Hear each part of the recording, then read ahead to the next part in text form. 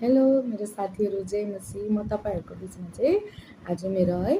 म आमा हो एउटा अनि अहिले मेरो छोरा 13 वर्षको भइसकेको छ र मेरो मदरहुड जर्नीको पनि कतिवटा कुरा म तपाईँहरूलाई सेयर गर्न चाहन्छु मेरो नानी जब मेरो छोरा सानो थियो 1-2 वर्षको हुँदाखेरि मलाई चाहिँ एकदमै चाहना थियो कि मेरो नानी चाहिँ ठुलो भएर परमेश्वरको महिमा गर्ने चर्चमा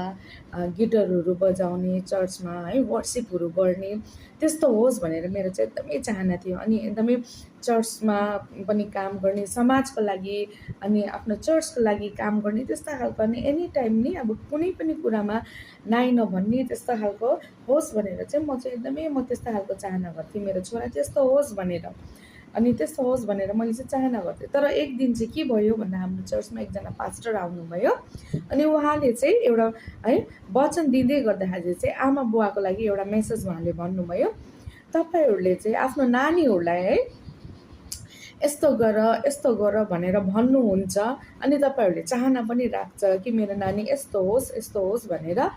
तर नानीहरूले चाहिँ तपाईँहरूले यस्तो गर भनेको कुरामा ध्यान ज्यादा दिँदैन, तर तपाईँहरूले के गर्नु हुँदैछ त्यो कुरामा ध्यान दिन्छ। तपाईँहरूले आज जे गर्नुहुन्छ नानीहरूले त्यसलाई नै टपक्क टिपेर त्यही नै कुरालाई फलो गरिरहेको हुन्छ, त्यही कुरामा चल्छ भनेर